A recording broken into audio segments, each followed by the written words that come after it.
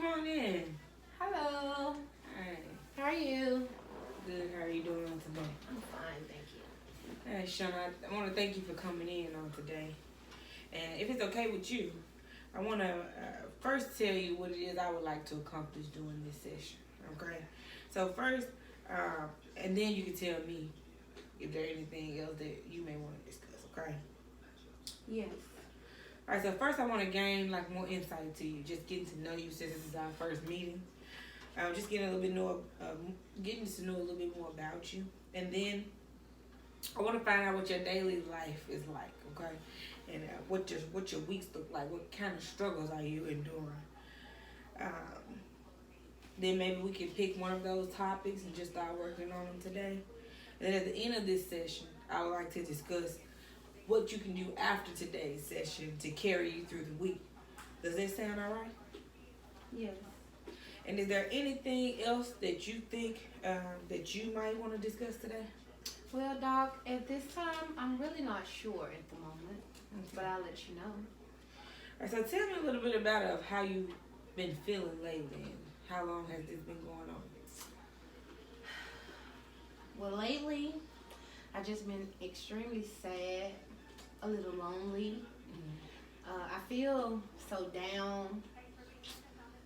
I just lock myself up in my room. I don't want to be bothered with anything. I never want to come out. I find myself often crying uncontrollably, and I don't even know specifically the reason why or what's wrong. Okay, so it sounds like you've been experiencing some severe symptoms of depression. I'm just so tired of living like this, Doc, and feeling this way.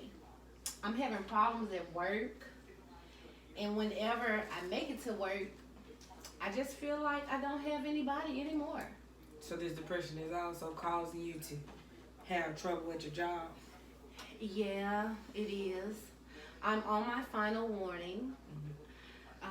Due to missing too many days, of course, and being late all the time. It's so hard to get out of bed on most days. I can't afford to lose my job. But it takes me too long to get going in the morning. And sometimes I just don't want to move. My boss, she really doesn't like me. At least that's how I feel. Just the other day, I forgot to submit my timesheet.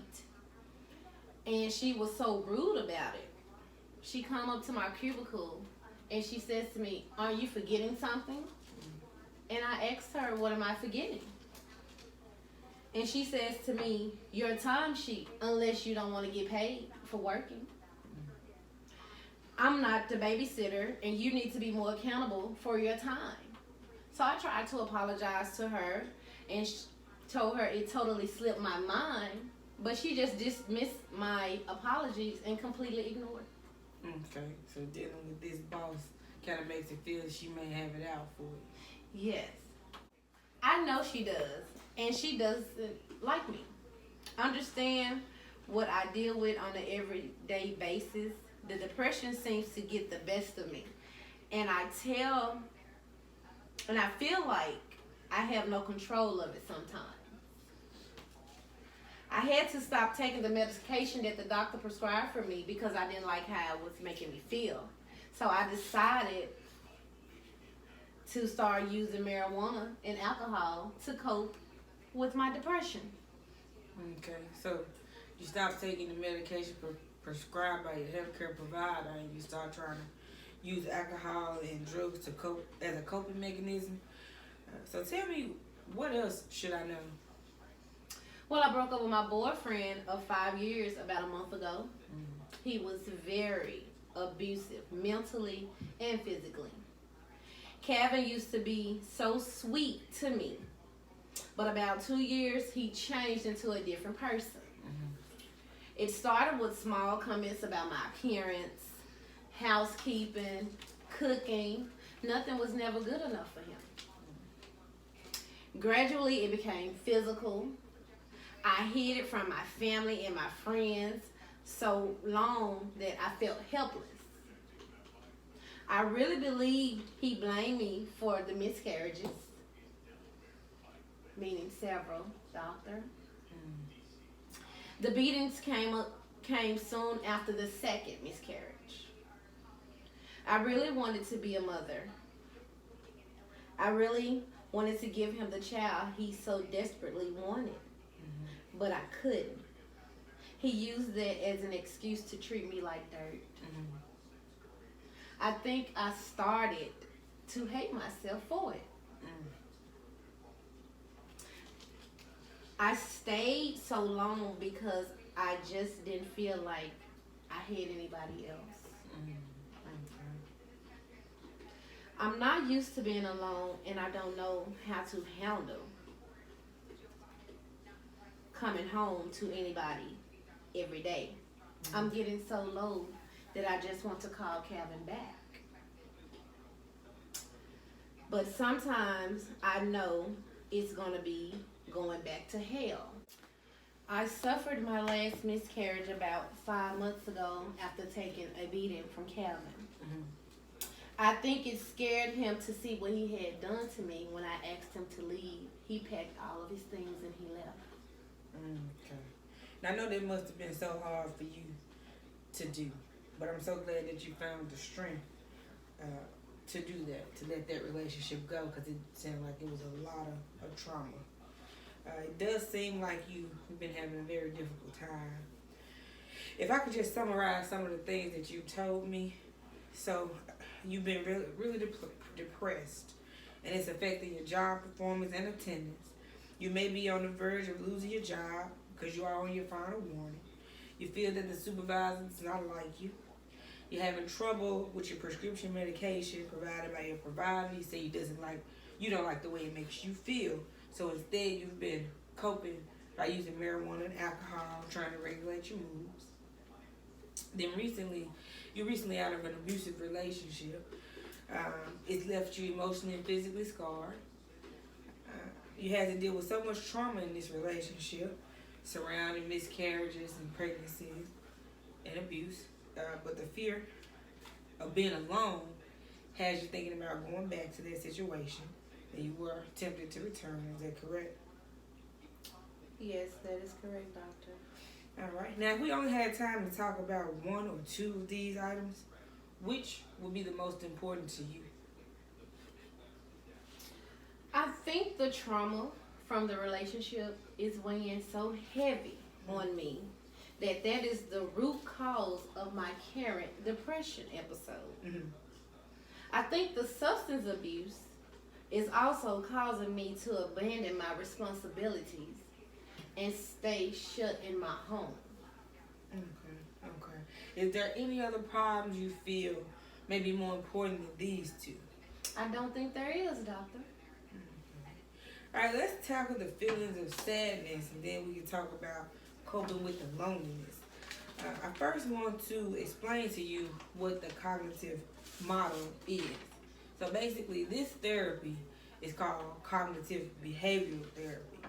And so the cognitive model proposes that the way that we think, dysfunctional thinking, influences our moods and behaviors.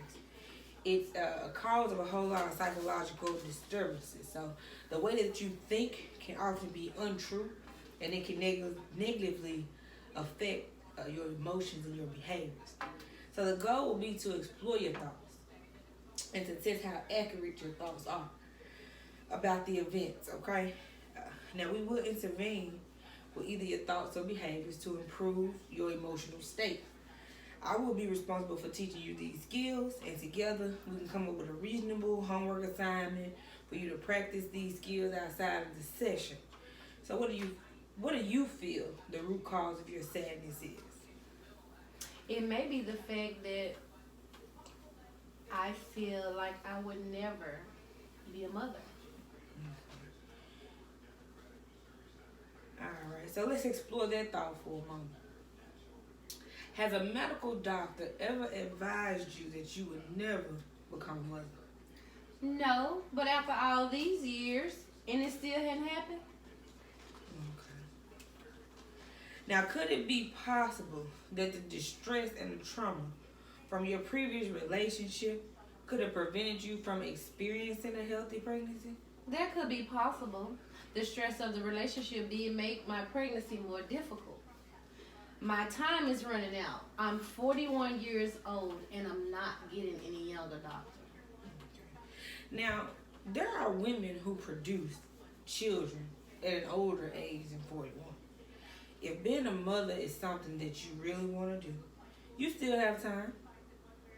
If you put these type of time restraints on yourself, of course it's going to cause you sadness and depression. And just because it's not happening when you want it to happen, doesn't mean that it won't. You know, I thought the same about my last pregnancy. My son was a teenager and I was pushing 40. I had given up the notion of becoming a mother again. I ended up pregnant in my late 30s. So what you telling me, Doc, is there is a possible chance that I can still get pregnant? Yes, there is.